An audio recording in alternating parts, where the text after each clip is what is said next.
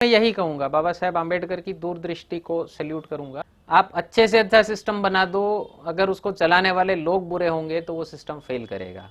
एक तो वहां पे इलेक्शन के पहले एक इलेक्शन होगा पार्टीज के अंदर, हमारी पार्टी का राष्ट्रपति पद का उम्मीदवार कौन होगा, किस तारीख को खत्म होगी टर्म राष्ट्रपति की, वो भी सेट है। तो अमेरिका में करप्शन भी होता है और उस करप्शन पे कैसे मट्टी डाल दी जाती है, कैसे पर्दा डाल दिया जाता है। जब निक्सन का इलेक्शन हुआ 1972 में, तब जेराल्ड फोर्ड को जनता नहीं जानती थी।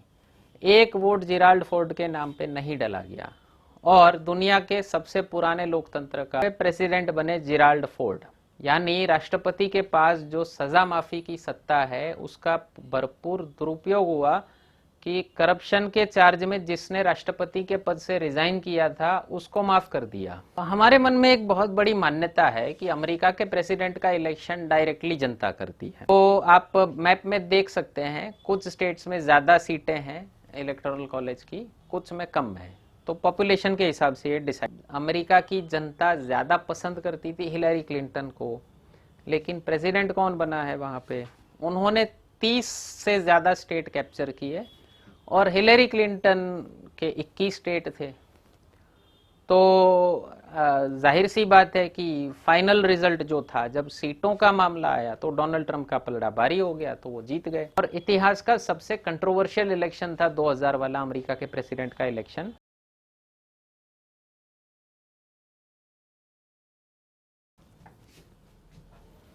नमस्ते मित्रों, हमारे देश को इलेक्शन बड़ा पसंद है और दुनिया के सबसे पुराने लोकतंत्र में इलेक्शन चल रहा हो और भारत को, दुनिया के सबसे बड़े लोकतंत्र को, उसमें कौतूहल ना हो, ये कैसे हो सकता है। मैं बात कर रहा हूं अमेरिका के प्रेसिडेंट के इलेक्शन की। भारतीयों के मन में हमेशा से ये प्रश्न रहा है कि अमेरिका के प्रेसिडेंट का इलेक्शन होता कैसे है। एक बड़ी भ्रांति है अपने मन में कि वहां का इलेक्शन अपने इलेक्शन से, माने अमेरिका का जो प्रेसिडेंशियल फॉर्म ऑफ डेमोक्रेसी है वो अपने पार्लियामेंट्री यानी प्रधानमंत्री वाले डेमोक्रेसी से ज्यादा अच्छा सिस्टम है।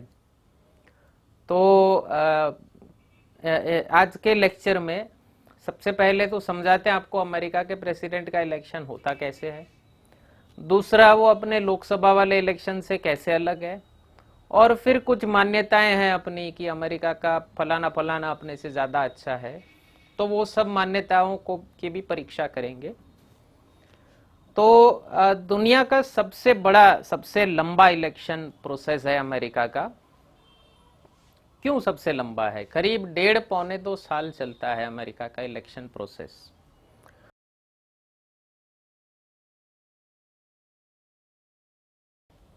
जिसे कहा जाता है प्राइमरीज। प्राइमरी इलेक्शन का शॉर्ट फॉर्म प्राइमरीज। मतलब दो मेजर पार्टीज हैं अमेरिका में। डेमोक्रेटिक पार्टी, जिसके अभी पिछले 2 प्रेसिडेंट रहे हैं, बैरक ओबामा, डोनाल्ड ट्रंप के जस्ट पहले वाले थे, और उनके पहले थे बिल क्लिंटन, काफी पॉपुलर चेहरा है। और दूसरी सबसे बड़ी पार्टी है रिपब्लिकन पार्टी, जिसके मौजूदा प्रेसिडेंट है डोनाल्ड ट्रंप, और बैरक ओबामा के जस्ट पहले रहे थे जॉर्ज बुश। तो इन 2 पार्टीज के अंदर इलेक्शन होगा कि हमारी पार्टी का राष्ट्रपति पद का उम्मीदवार कौन होगा, इस बात का इलेक्शन पार्टी के अंदर होगा। भारतीयों को यह सिस्टम अच्छा लग सकता है क्योंकि पार्टीज के अंदर टिकट किसको दिया जाता है, ये सिस्टम सभी पार्टीज में कहीं ना कहीं सवाल उठते हैं। फिर विरोधी दल के लोग, माने असंतुष्ट लोग आ जाते हैं उसी पार्टी के अंदर से कि भाई हमको टिकट नहीं मिला तो हम प्रचार नहीं करेंगे आपका, वगैरह वगैरह। तो इस पे विचार किया जा सकता है कि प्राइमरीज भारत में शुरू की जाए या नहीं। एक बड़ा लूपहोल है प्राइमरीज का कि खर्चा बहुत बढ़ जाता है और प्रोसेस काफी लंबा हो जाएगा।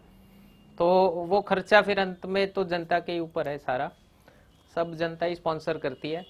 एक इंग्लिश में कहावत है, there is no free lunch. तो फ्री लंच तो कुछ होगा नहीं।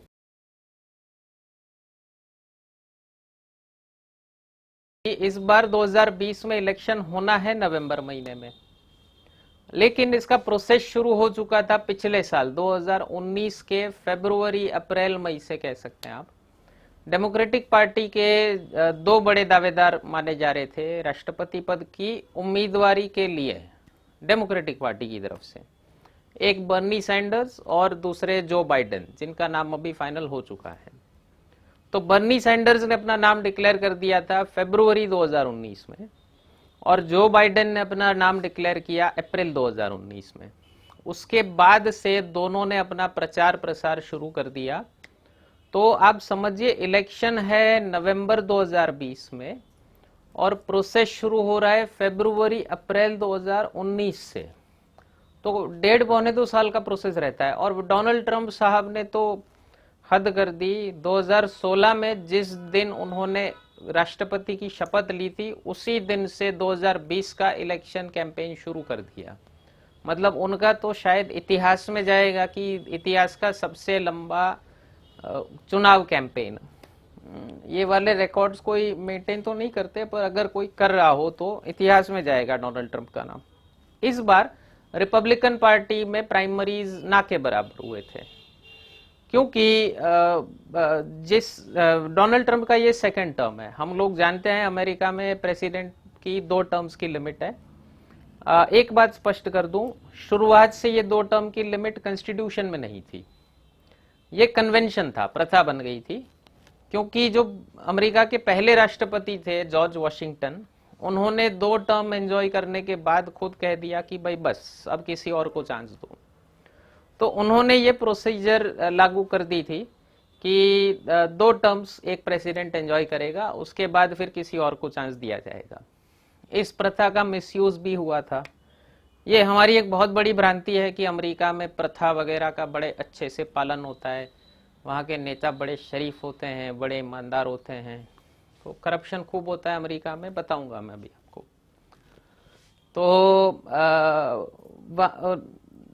सेकेंड वर्ल्ड वॉर के टाइम पे उनके एक बड़े पॉपुलर प्रेसिडेंट थे फ्रैंकलिन डिलानो रूजवेल्ट, FDR कहते हैं शॉर्ट में।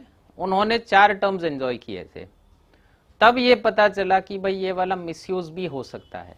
तो फिर उनको संविधान में संशोधन करना पड़ा। कॉन्स्टिट्यूशन का 22nd अमेंडमेंट किया था उन्होंने इस 2 टर्म लिमिट को सेट करने के लिए। ये सेकेंड वर्ल्ड वॉर के बाद हुआ है। खैर अभी लीगल पोजीशन यही है कि अमेरिका में प्रेसिडेंट की 2 टर्म्स होंगी। तो ये डोनाल्ड ट्रंप का सेकेंड टर्म वाला इलेक्शन है, माने री इलेक्शन कहा जाता है। नॉर्मली अमेरिका में सिटिंग प्रेसिडेंट इलेक्शन हार गया हुआ ऐसे बहुत कम उदाहरण मिलेंगे आपको। तो पार्टी के अंदर से तो कोई चैलेंज नहीं करता, जनरली नहीं करता। उसके 2-3 कारण होते हैं। एक, जो कैंडिडेट अपनी दावेदारी भरेगा वो फिर दोबारा इलेक्शन लड़ने के लायक जनरली नहीं रहता, क्योंकि खर्चा बहुत होता है, पैसा, एनर्जी और फिर इज्जत कि आपकी एक वो साख भी गिर जाती है कि बड़े जोर शोर से गए थे, कुछ नहीं हुआ, आ गए तो हो गया, नाप लिया पानी। तो ये ताने वाने भी सुनने पड़ते हैं। तो नॉर्मली जो इनकम्बेंट पार्टी है, रूलिंग पार्टी है, उस पार्टी की तरफ से प्रेसिडेंट को दावेदारी कम, प्रेसिडेंट को चैलेंजेस कम इंस्टेंसेस में मिली हुई है। इसका एक और फायदा है, अपनी पार्टी का इलेक्शन का खर्चा बच जाएगा। अगर आप प्राइमरीज पे खर्चा नहीं करोगे तो फाइनल इलेक्शन में, वर्ल्ड कप फाइनल जो होगा उसमें खर्चा करने के लिए आपके पास पैसा ज्यादा होगा, एनर्जी ज्यादा होगी। तीसरा अच्छा काम होगा कि पार्टी एकजुट दिखेगी शुरू से कि हम अपने प्रेसिडेंट के पीछे रॉक सॉलिड खड़े हैं। तो उससे वोटर्स भी अपने वोटर्स भी एकजुट रहते हैं। वरना क्या होगा, मान लो आपकी पार्टी के अंदर ही कलह दिखने को मिला कि पार्टी के अंदर ही फूट है, तो जो वोटर एज पे बैठा हुआ है वो हो सकता है कि छिटक जाए, दूसरी पार्टी के पास चला जाए। तो और इलेक्शन हमेशा एज पे बैठा हुआ वोटर ही डिसाइड करता है किसी भी देश में, ये बात याद रखिएगा। हार्डकोर वोटर होगा वो तो हमेशा आप ही की पार्टी को वोट देगा। मतलब हम भारत में भी देख सकते हैं, हर पार्टी का एक हार्डकोर वोटर रहता है, एक कोर वोटर बेस हमेशा रहता है, जिसके नीचे उसका वोटिंग परसेंटेज कभी नहीं जाता। वो इलेक्शन डिसाइड नहीं करता, ठीक है, डिसाइड करता है एज पे बैठा हुआ वोटर। तो इस बार कह सकते हैं कम इंटरेस्टिंग इलेक्शन था। पिछला वाला इलेक्शन ज्यादा इंटरेस्टिंग था, 2016 वाला, क्योंकि बैरक ओबामा के 2 टर्म्स खत्म हो रहे थे। तब क्या होगा, दोनों पार्टी में घमासान मचा होगा कि राष्ट्रपति पद का उम्मीदवार मैं बन जाऊं। तब लंबी चौड़ी प्राइमरीज होती है दोनों पार्टीज की तरफ से। याद हो, अगर फ्लैशबैक दिला दूं थोड़ा, 2016 में हिलरी क्लिंटन डेमोक्रेटिक पार्टी की प्राइमरीज जीती थी, तब भी उनको दावेदारी थी, मेजर चैलेंज था बर्नी सैंडर्स से।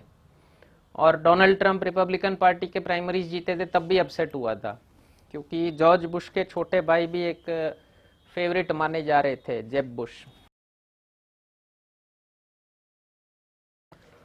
एक और चीज इंटरेस्टिंग है अमेरिका के इलेक्शन प्रोसेस में, कि उनको उनका राष्ट्रपति का टर्म लिमिट सेट है।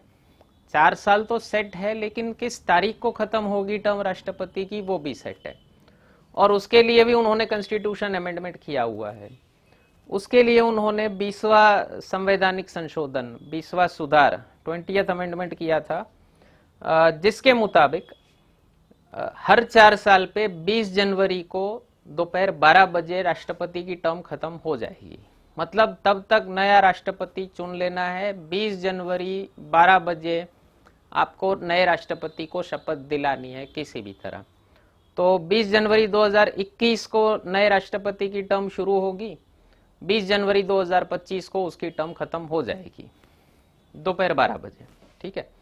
अब डेट्स जो डिसाइड हुए हैं अमेरिका के इलेक्शन के, वो इसके अकॉर्डिंग डिसाइड हुए हैं। जनवरी को टर्म खत्म होनी है, तो जो इलेक्शन की डेट है वो नवंबर के फर्स्ट वीक में सेट हुई है। और उसकी भी टर्मिनोलॉजी बड़ी इंटरेस्टिंग है। उसको वो लोग कहते हैं first Tuesday after the first Monday of November. नवंबर महीने के पहले सोमवार के बाद वाला जो पहला मंगलवार होगा, उस दिन इलेक्शन होगा। मतलब क्या हुआ, अगर 1 तारीख को मंगलवार हो रहा है नवंबर में, तो 1 तारीख को नहीं होगा इलेक्शन, तब इलेक्शन होगा 8 तारीख को। पिछली बार यही वाला जुगाड़ हुआ था, 2016 में 8 नवंबर को इलेक्शन हुआ था। अगर 1 तारीख को सोमवार है, तो 2 तारीख वाले मंगलवार को, 2 नवंबर वाले मंगलवार को इलेक्शन हो सकता है। मतलब अमेरिका में इलेक्शन की डेट 2 नवंबर से 8 नवंबर के बीच में होगी। ये वाला क्यों डिसाइड किया, इसके पीछे भी कारण है। अमेरिका में इलेक्शन हो रहे हैं 18वीं शताब्दी से, सबसे पुराना लोकतंत्र है दुनिया का। तो तब घोड़ों पे सवार करते थे लोग, अधिकतर लोग वहां भी खेती बाड़ी करते थे। संडे को चर्च में जाना जरूरी है, तो मास अटेंड करना है। सोमवार का दिन ट्रैवलिंग का रखा, गांव के लोग शहर जाके वोट करेंगे, तो सोमवार के दिन ट्रैवलिंग करनी है, इसीलिए वोटिंग रखी ट्यूसडे को। और नवंबर महीना क्यों चुना, क्योंकि उस टाइम पे अमेरिका का वेदर बड़ा अनुकूल रहता है, ज्यादा ठंड शुरू नहीं हो चुकी होती। वरना दिसंबर जनवरी में जब ठंड बहुत बढ़ जाएगी तो फिर वोटिंग परसेंटेज कम हो जाएगा। अमेरिका में वैसे भी वोटिंग बहुत कम होती है।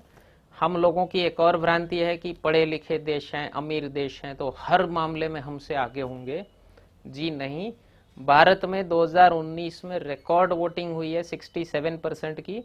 अमेरिका में जो हायर वोटिंग परसेंटेज है वो 55-58% रहता है, वरना 51-52% से ज्यादा वोटिंग नहीं होती अमेरिका। 51 से 55 ये अमेरिका का नॉर्मल है। अपने यहाँ 55% वोटिंग वाले स्टेट्स को एनकरेज करते हैं कि वोटिंग बढ़ाओ। अपने यहाँ पश्चिम बंगाल जितने बड़े बड़े स्टेट्स 80% वोटिंग करते हैं। तो इलेक्टोरल अवेयरनेस भारत में ज्यादा है।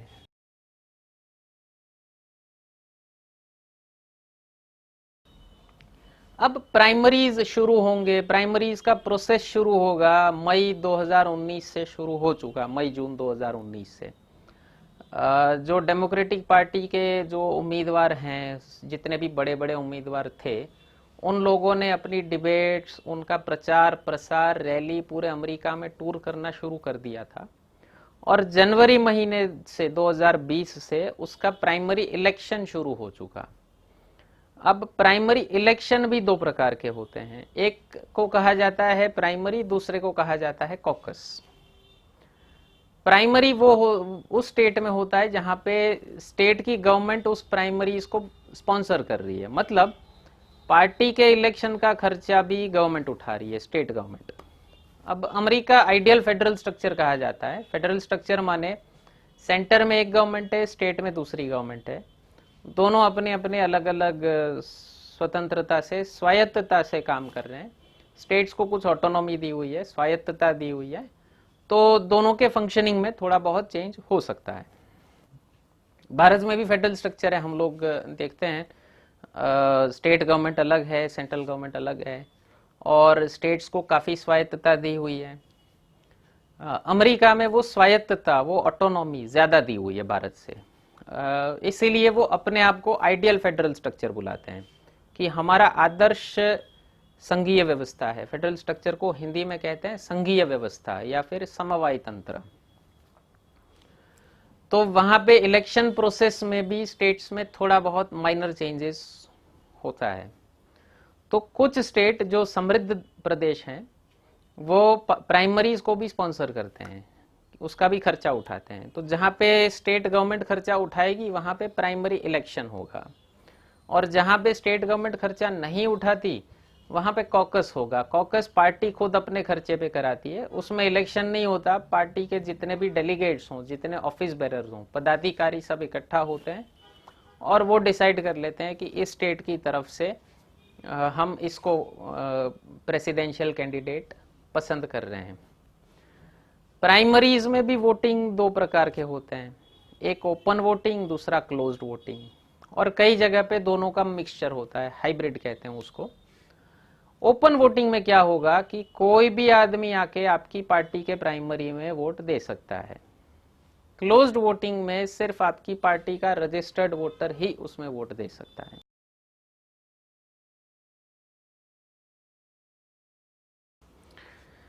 अब इन प्राइमरीज में जिस कैंडिडेट को मेजॉरिटी वोट मिलेगा, उस स्टेट के जितने भी डेलीगेट्स हैं पार्टी के, वो उस कैंडिडेट के फेवर में रहेंगे। हर एक पार्टी के कुछ अपने डिसाइडेड डेलीगेट्स होते हैं, कुछ पदाधिकारी, ऑफिस बेरर, जो उन्होंने तय किए हैं कि इस जिले में इतने रहेंगे, इस स्टेट में इतने रहेंगे। तो वो डेलीगेट्स मिलकर डिसाइड करते हैं कि हमारी पार्टी का प्रेसिडेंशियल कैंडिडेट कौन होगा। उसमें मेजॉरिटी डेलीगेट्स का सपोर्ट लेना होगा। तो रिपब्लिकन पार्टी में 2472 डेलीगेट हैं, जिसमें से 1200 चाहिए उनको, और डेमोक्रेटिक पार्टी में करीब मान लीजिए 4000 हैं, जिसमें से करीब 2000 डेलीगेट्स चाहिए उनको प्रेसिडेंशियल कैंडिडेट नॉमिनेट होने के लिए। अब क्या होगा, ये प्रोसेस शुरू होगा। जिस कैंडिडेट के पास मेजॉरिटी डेलीगेट्स आ गए, वो उस पार्टी का प्रेसिडेंशियल कैंडिडेट कंफर्म हो गया।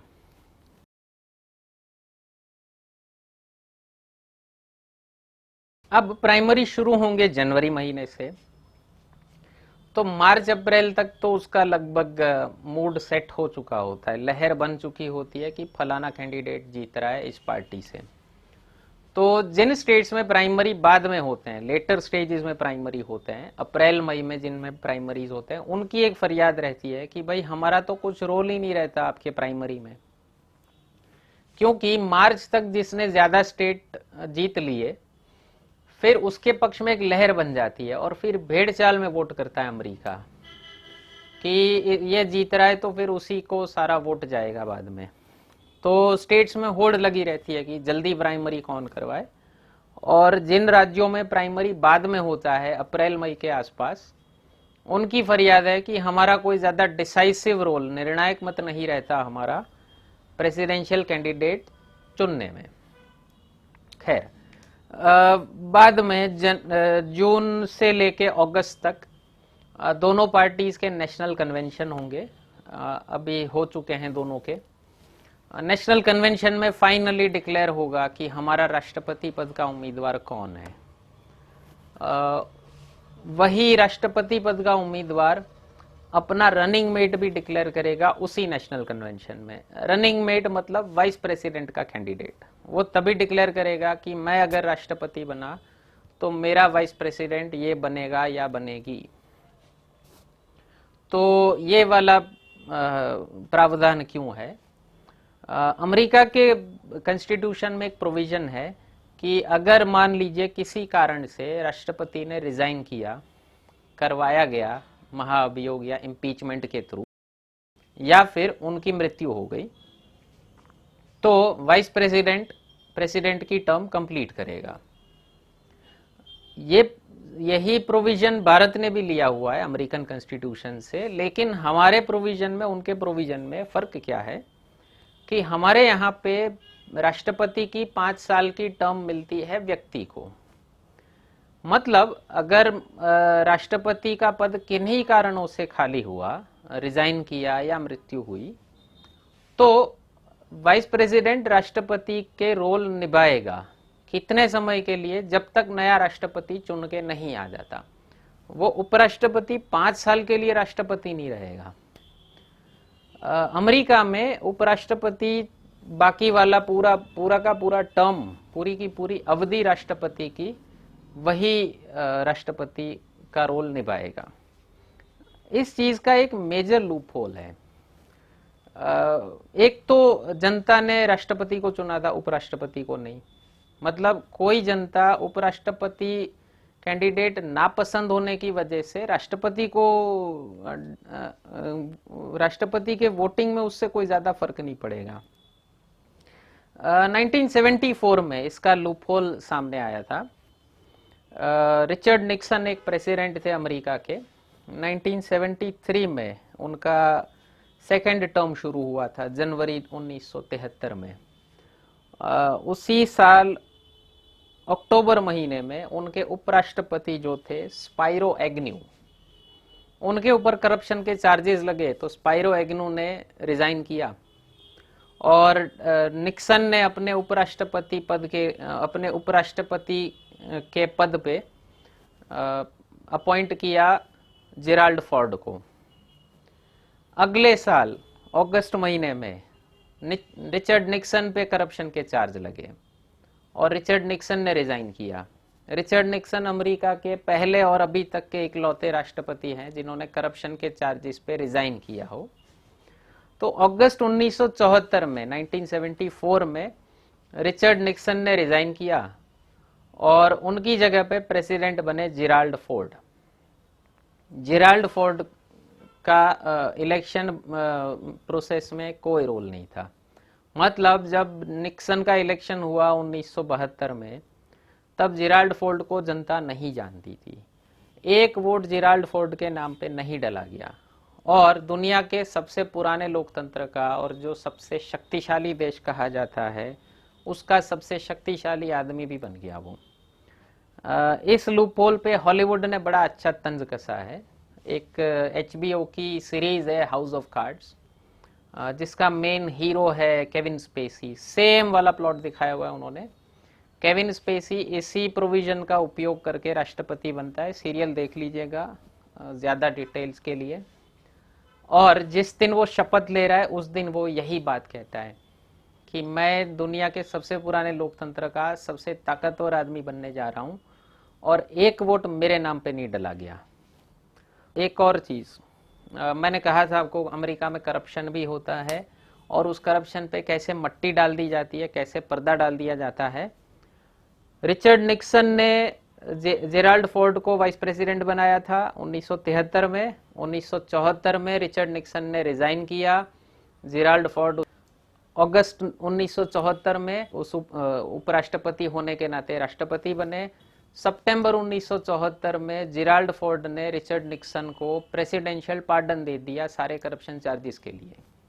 यानी राष्ट्रपति के पास जो सजा माफी की सत्ता है उसका भरपूर दुरुपयोग हुआ कि करप्शन के चार्ज में जिसने राष्ट्रपति के पद से रिजाइन किया था उसको माफ कर दिया। तो इतना महान है अमेरिका।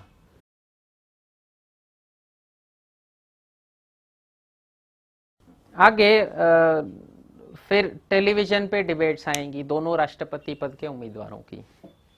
तो वो होनी है सितंबर अक्टूबर महीने में, बस जल्दी शुरू हो जाएगी। 3 डिबेट्स होगी राष्ट्रपति पद के उम्मीदवार के लिए और 1 डिबेट होगी वाइस प्रेसिडेंट के पद के उम्मीदवार के लिए। क्यों? क्योंकि अगर राष्ट्रपति को कुछ हो गया तो तुम्हारे हवाले वतन साथियों।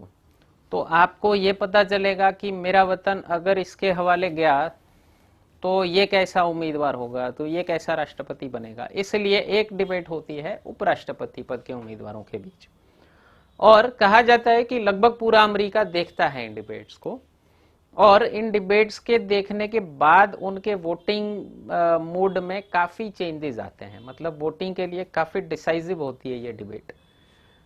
इसी तर्ज पे कुछ सालों से ब्रिटेन ने भी शुरू किया, इंग्लैंड ने भी प्रधानमंत्री पद के उम्मीदवारों की डिबेट शुरू की है।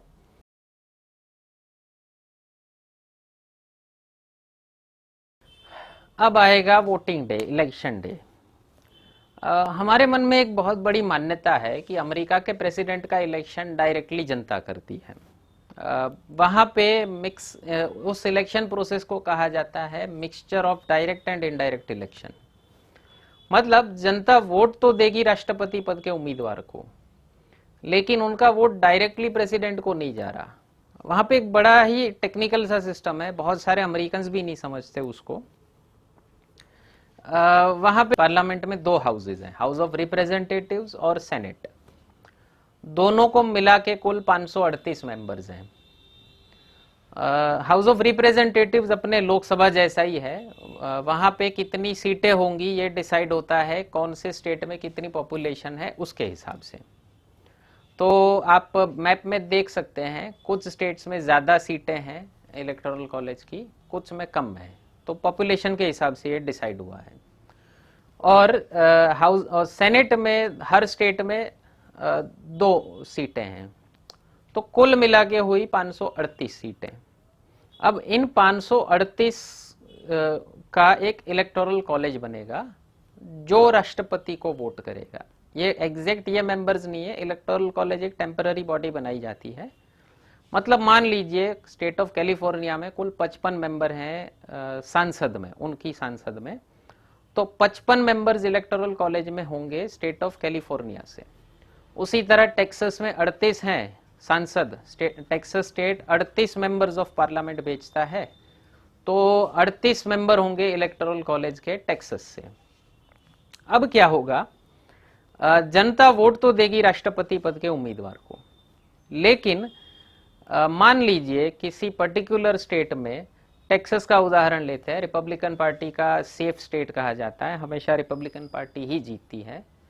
तो टेक्सास में मान लीजिए 51% वोट पड़ गया डोनाल्ड ट्रंप को, तो टेक्सास के 38 इलेक्टोरल कॉलेज के वोट्स जाएंगे डोनाल्ड ट्रंप को। मतलब भारतीय परिभाषा में आप समझिए टेक्सास की 38 सीटें गई डोनाल्ड ट्रंप को। कैलिफोर्निया डेमोक्रेटिक पार्टी का सेफ स्टेट कहा जाता है, तो काफी सालों से डेमोक्रेटिक पार्टी जीत रही है वहां पे। तो मान लीजिए कैलिफोर्निया में 51% वोट पड़ गया जो बाइडेन को, तो कैलिफोर्निया स्टेट से 55 सीटें, 55 वोट इलेक्टोरल कॉलेज के जाएंगे जो बाइडेन को। वहां भी एक इंटरेस्टिंग चीज है, 538 में से 270 चाहिए आपको मेजोरिटी के लिए। जिस कैंडिडेट के पास 270 इलेक्टोरल कॉलेज के वोट हो गए, या भारतीय परिभाषा में कहूं तो 270 सीटें हो गई, वो राष्ट्रपति बनेगा। और इंटरेस्टिंग चीज है, संयोग की बात है कि भारत में भी लोकसभा में मेजोरिटी का आंकड़ा इसके करीबी है, 272 है। अब क्या होगा, जनता को तो लग रहा है कि मैं अपने प्रेसिडेंट को वोट दे रहा हूं, लेकिन वो एक्चुअली वोट दे रहे हैं पार्टी को। जो पार्टी जिस स्टेट में ज्यादा पावरफुल हुई, जिस स्टेट में ज्यादा वोट पाए उसने, उस पार्टी के इलेक्टोरल कॉलेज को वहां पे वोट मिल जाएंगे, और उस पार्टी के प्रेसिडेंशियल कैंडिडेट को वो सारे के सारे वोट जाएंगे। मतलब हम लोग मानते हैं कि भारत में हम वोट करते हैं पार्टी को, अमेरिका में वोट करते हैं पर्सन को।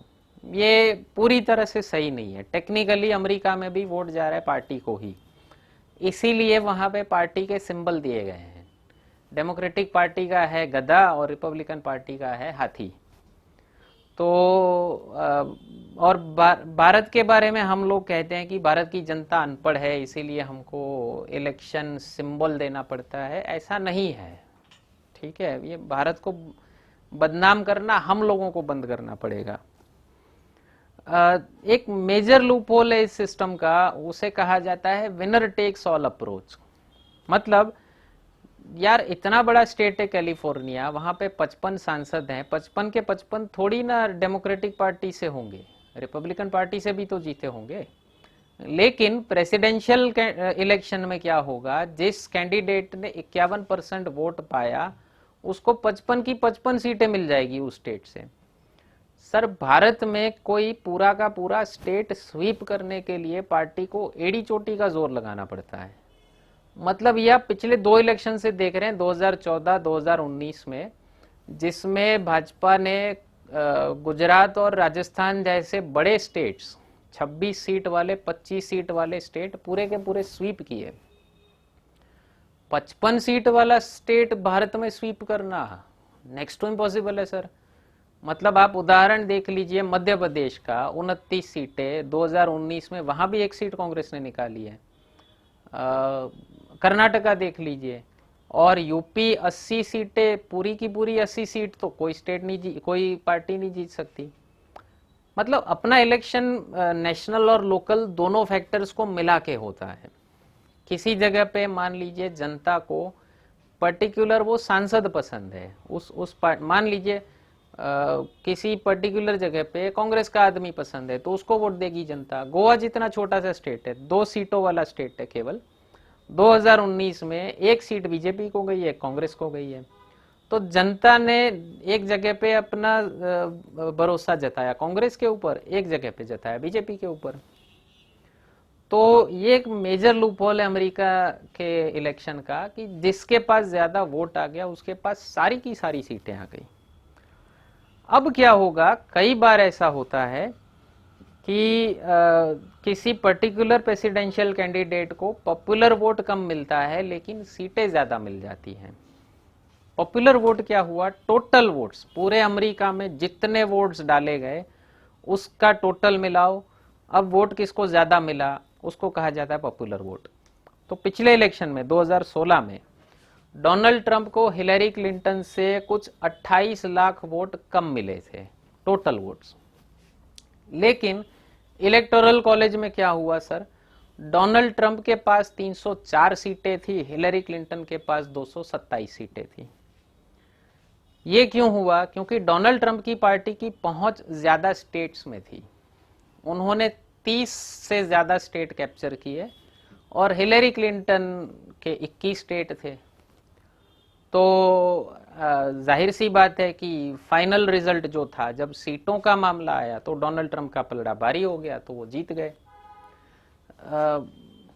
और हम लोग समझ सकते हैं कि अमेरिका की जनता ज्यादा पसंद करती थी हिलरी क्लिंटन को, लेकिन प्रेसिडेंट कौन बना है वहां पे,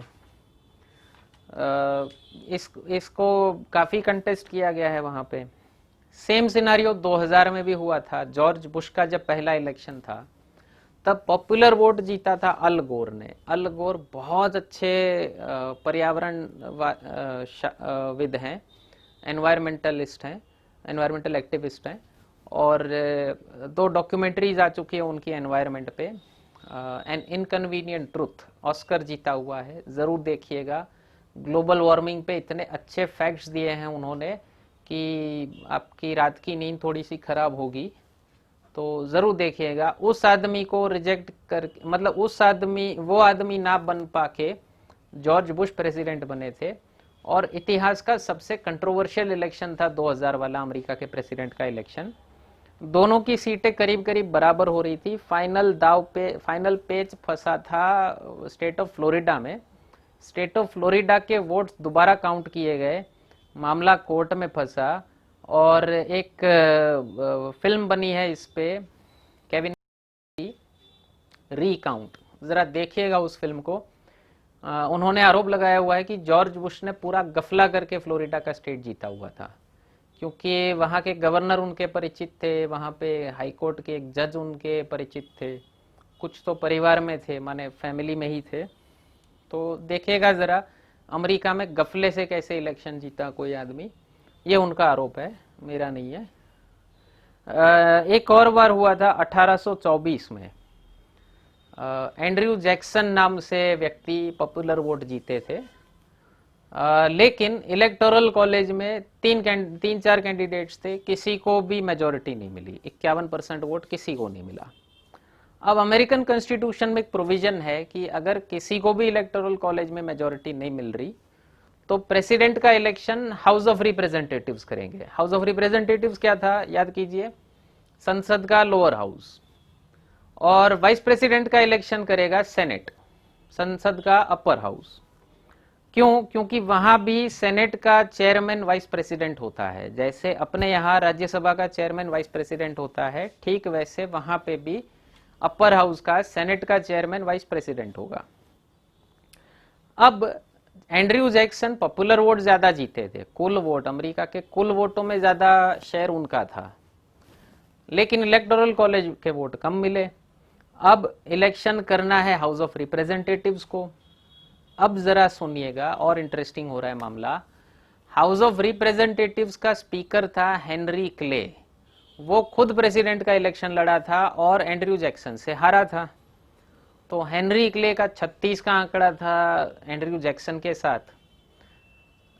उस इलेक्शन को प्रिसाइड तो वही करेगा क्योंकि हाउस का स्पीकर वही है। हेनरी क्ले ने क्या किया, इलेक्शन फज किया हाउस ऑफ रिप्रेजेंटेटिव्स का, और प्रेसिडेंट का इलेक्शन जितवा दिया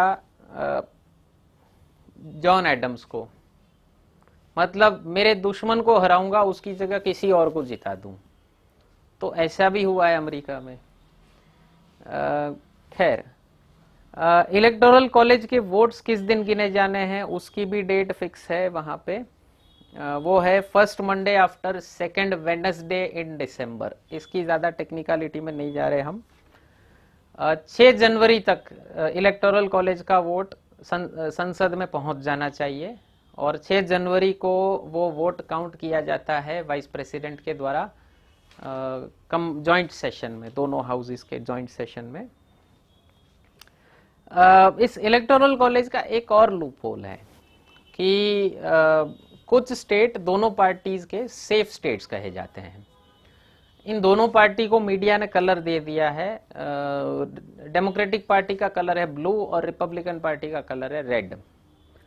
तो जो स्टेट बरसों से डेमोक्रेटिक पार्टी जीतती आ रही है उनको कहा जाता है ब्लू स्टेट्स, मतलब वो डेमोक्रेटिक पार्टी के लिए सेफ स्टेट है।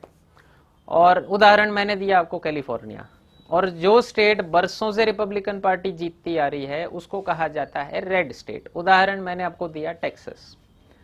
अब एक मेजर नुकसान है इनका कि डेमोक्रेटिक पार्टी टेक्सास में कैंपेन करने नहीं जाएगी, क्योंकि भाई वो तो रिपब्लिकन पार्टी ही जीतती है, और रिपब्लिकन पार्टी कैलिफोर्निया में कैंपेन करने नहीं जाएगी, मतलब उतना दमखम नहीं लगाएगी, क्योंकि भाई फायदा क्या वहां पे जाके पैसा खर्च करो, ऊर्जा खर्च करो, टाइम खराब करो अपना, वो तो डेमोक्रेटिक ही जीतते हैं।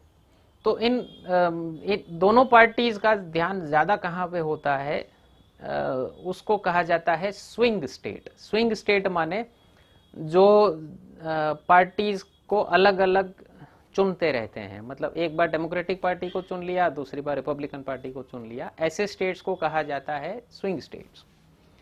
तो दोनों पार्टी का ध्यान ज्यादा होगा स्विंग स्टेट पे, कि जिसने ज्यादा स्विंग स्टेट जीत लिए उतना उसका चांस ज्यादा है प्रेसिडेंट बनने का। अब सेफ स्टेट्स वाली जनता की बड़ी फरियाद है कि यार तुम लोग हमारे पे ध्यान ही नहीं देते।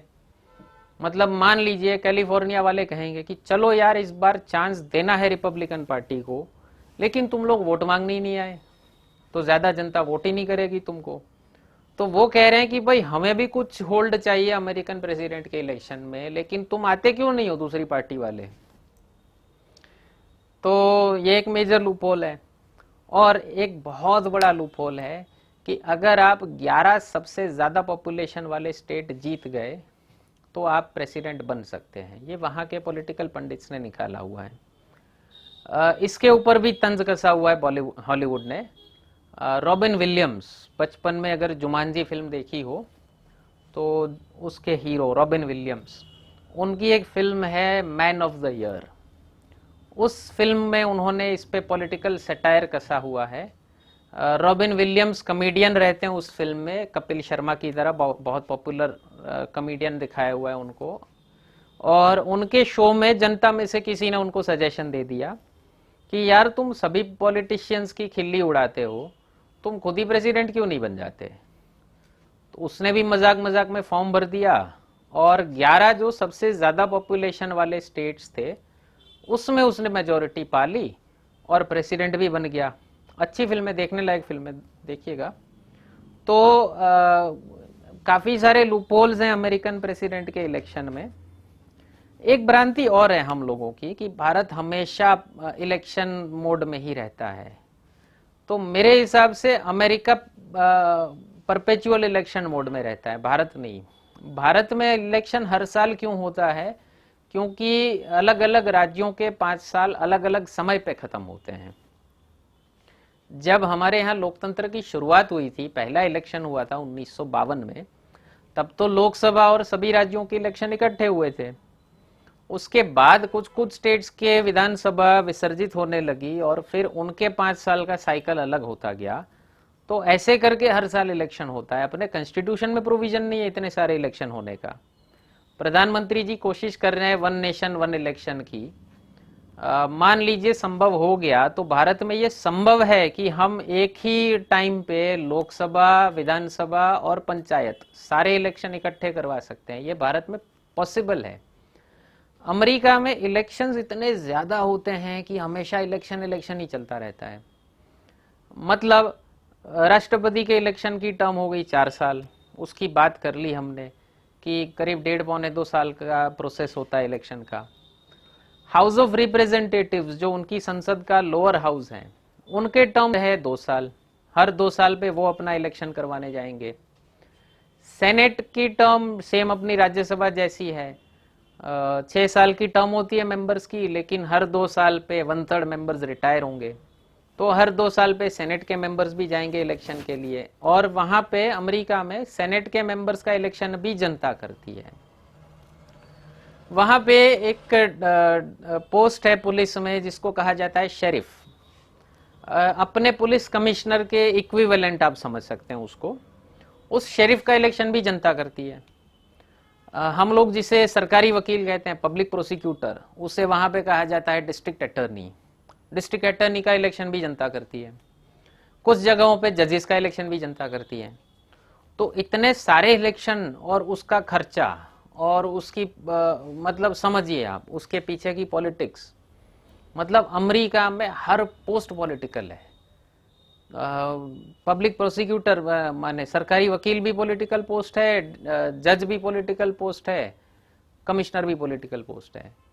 तो हम लोगों ने मन में जो भ्रांतियां गढ़ रखी हैं कि भारत का सिस्टम बड़ा बेकार है, अमेरिका का सिस्टम सबसे अच्छा है, उसकी डिटेल में थोड़ी स्टडी करेंगे तो पता चलेगा अपना सिस्टम सबसे अच्छा है। अंत में यही कहूंगा, बाबा साहेब आम्बेडकर की दूरदृष्टि को सैल्यूट करूंगा। जब भारत का संविधान वो सुपुर्द कर रहे थे भारत की जनता को, संविधान सभा के अंतिम भाषण बाबा साहेब का जो उसमें कॉन्स्टिट्यूएंट असेंबली में जो उनका लास्ट वाला भाषण है, उसमें उन्होंने कहा है कि हमने कोशिश तो की सबसे अच्छी सिस्टम बनाने की, लेकिन कोई भी सिस्टम काम तब अच्छे से करता है जब उसको चलाने वाले लोग अच्छे हों। आप अच्छे से अच्छा सिस्टम बना दो, अगर उसको चलाने वाले लोग बुरे होंगे तो वो सिस्टम फेल करेगा। और आप बुरे से बुरा सिस्टम बनाओ, उसको चलाने वाले लोग अच्छे होंगे तो वो अच्छे से काम करेगा। तो ये फर्क कहीं ना कहीं रहा है भारत और अमेरिका में, और ये बाबा साहेब की दूरदृष्टि को हमें सैल्यूट करना पड़ेगा। उम्मीद करता हूँ अमेरिका का इलेक्शन प्रोसेस समझ आया होगा आपको। कोशिश की है आसान से आसान भाषा में समझाने की। फिर भी कुछ क्वेश्चन रहा हो तो कमेंट सेक्शन में पूछ सकते हैं। अगला वीडियो नेशनल एजुकेशन पॉलिसी 2020 पे आएगा। मुझे एक सुझाव ये भी आया था कि सर अगला वीडियो किस सब्जेक्ट पे आना है वो भी बता दिया कीजिए ताकि थोड़ी इंतज़ारी रहे। तो कोशिश करूँगा इसकी भी। धन्यवाद।